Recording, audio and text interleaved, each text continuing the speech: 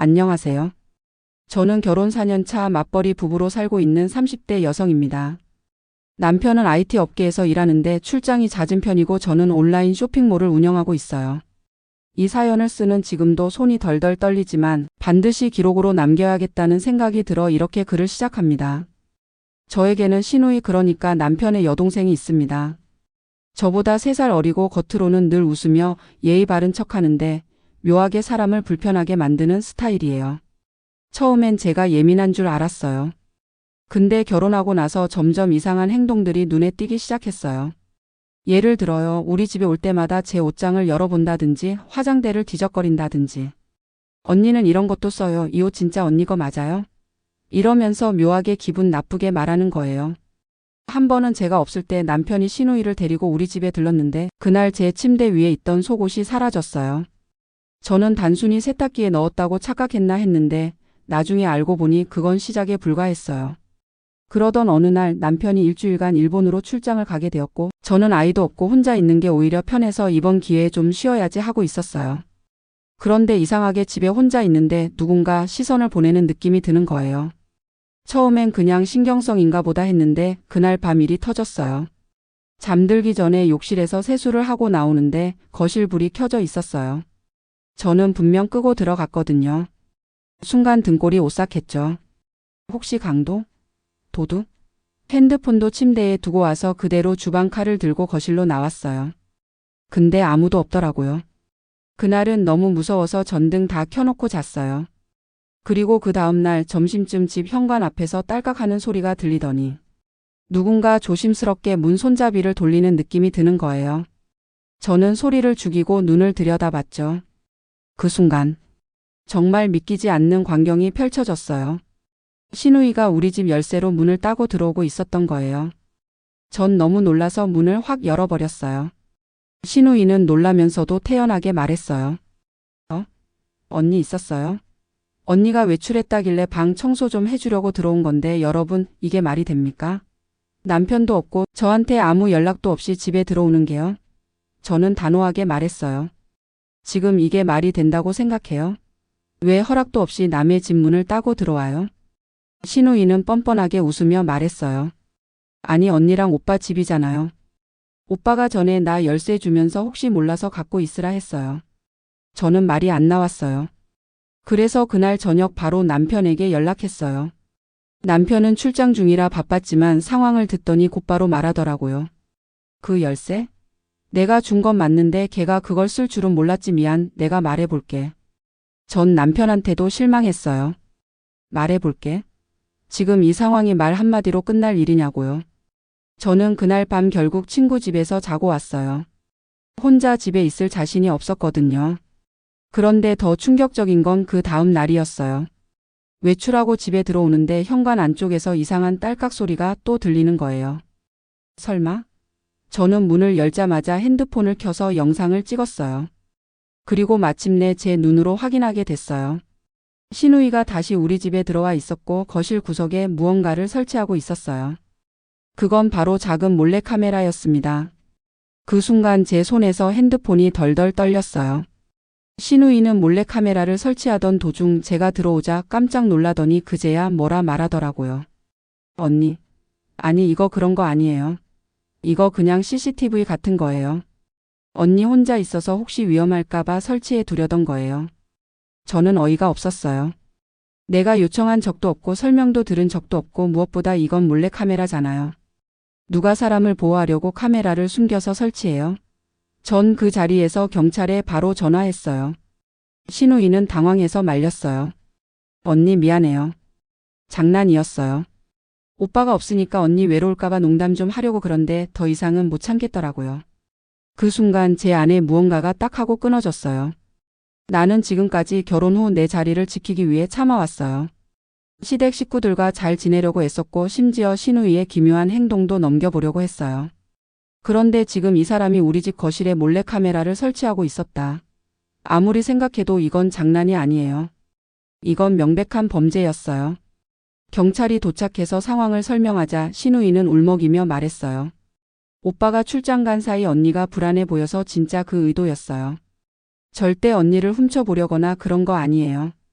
하지만 경찰은 제 말을 더 믿어줬어요.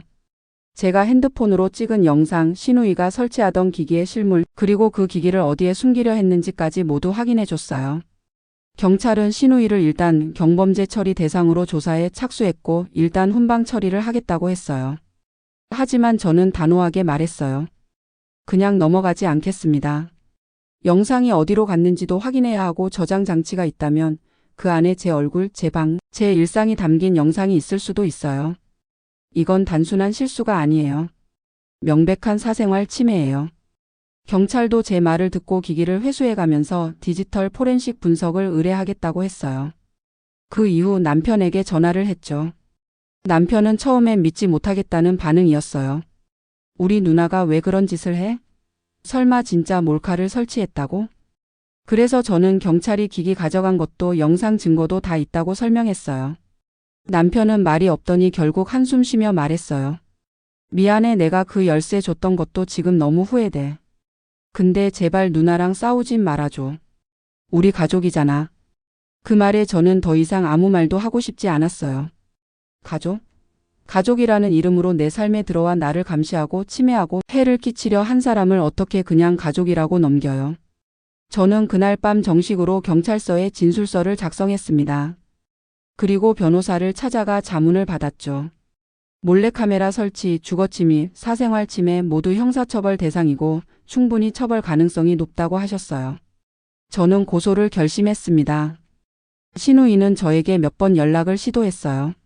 문자로 오빠랑 언니 사이 갈라놓고 싶은 마음은 없었다. 다시 기회를 달라. 나는 단지 장난이었는데 왜 이렇게 크게 만들어요? 라고요. 하지만 그 문장들조차 저에겐 위협처럼 느껴졌어요. 한 번 선을 넘은 사람은 언제든 다시 넘어요. 저는 다시 돌아가지 않을 거예요. 그 후 며칠 후 경찰에서 연락이 왔어요. 회수한 기기 안에서 녹화 영상 파일이 발견됐다고요. 그리고 그 영상 안에는 제가 알몸으로 침실을 돌아다니는 장면까지 담겨 있었어요. 경찰관이 전화를 끊기 전에 마지막으로 이렇게 말했어요. 영상 안에 특정 신체 부위가 노출된 장면이 있습니다. 피해자 본인의 요청이 있으면 성범죄로 전환도 가능합니다. 순간 눈물이 왈칵 쏟아졌어요. 장난이라며 가족이라며 언니가 외로워 보여서라며 몰래 설치한 그 카메라에 내가 그 영상이 남아 있었어요. 저는 손이 덜덜 떨리는 상태로 경찰서에 갔고 담당 수사관과 상담을 받은 뒤 성폭력 범죄의 처벌 등에 관한 특례법에 따라 정식 고소장을 접수했습니다. 신우이는 이미 조사 대상이 된 상태였고 영상 자료와 기기 진술이 모두 확보된 상황이라 수사는 빠르게 진행됐어요. 그런데요, 남편의 반응이 또 저를 절망하게 했습니다. 그 영상 진짜 성적인 의도는 아니었던 거 아냐? 누나가 그냥 뭐랄까 이상하게 행동한 건 맞지만 성범죄로까지 가야 해? 저는 화가 나서 소리쳤어요. 당신 진심이야? 그 영상에 내가 속옷도 안 입고 있는 상태로 나온다고. 그게 장난이야? 성적인 의도가 없어도 그건 불법이고 범죄야. 남편은 입을 꾹 다물더니 말없이 방을 나갔어요. 그날 이후 저는 남편에 대한 마음도 점점 식어갔어요. 신우이 문제만으로도 지쳐 있었는데 남편은 저를 보호해 주기는커녕 중립인 척만 했어요. 그가 중립을 택하는 순간 저는 외로워졌고 점점 결심이 굳어졌죠. 나는 이 결혼도 정리해야겠다. 며칠 후 신우이는 경찰서에 출석해서 조사를 받았고 그 자리에서 영상을 일부러 찍으려 한 건 아니었다고 주장했어요. 하지만 저장 경로 파일명, 녹화 시간 등이 고의성을 충분히 증명해줬고 담당 수사관은 불기소 가능성은 낮다고 저에게 말했어요. 저는 추가로 스토킹 처벌법 위반도 함께 요청했어요. 그동안 신우이가 반복적으로 무단 침입하고 집안에 머물렀으며 감시 도구까지 설치했다는 것은 충분히 스토킹에 해당된다고 판단됐거든요. 그리고 한 달 뒤 신우이는 결국 기소 의견 송치로 검찰로 넘어갔습니다. 아직 형이 확정된 건 아니지만 이미 세상은 그녀를 다르게 보기 시작했죠. 시어머니와 시아버지는 전화조차 없었어요.